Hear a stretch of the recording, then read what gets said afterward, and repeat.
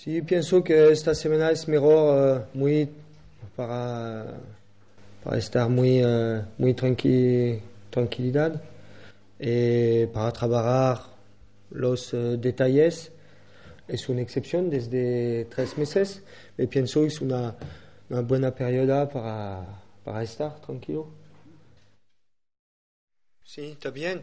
El partido contra Zaragoza es un partido extraño de analizar, porque es no un buen partido para nosotros, aunque si hicimos más pases que el adversario, más centros, más tiros, más corner, pero es un partido que perdimos muchos balones, lo más.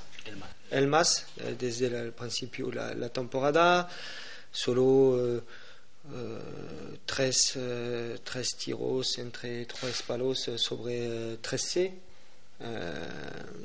Y para mí la diferencia de este partido es la no eficacia técnica, es un handicap para hacer un resultado. Un entrenador siempre... estoy siempre preocupado y ocupado. Después una victoria también. Donc, mi trabajo es siempre estoy preocupado. Es un partido importante, pero para mí todos los partidos son importantes. Pienso es una buena periodo para estar más tranquilo. Normalmente es siempre 3 puntos, ¿no? Un partido.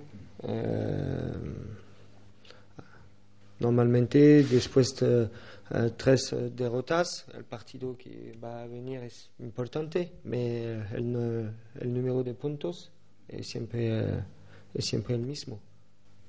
3 puntos contra el Real, contra el Levante, contra el Getafe. Serán siempre 3 puntos. Una obligación es fácil. El problema es el adversario, que el adversario necesita puntos también. Siempre importante de jugar para ganar, pero el deporte, el fútbol, no sé cómo será el partido. Debemos siempre ganar y después vamos a ver el partido.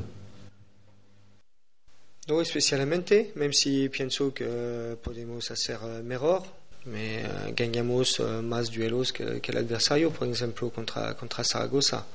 Me pienso que podemos hacer mejorar la calidad de la intensidad del duelos del equipo.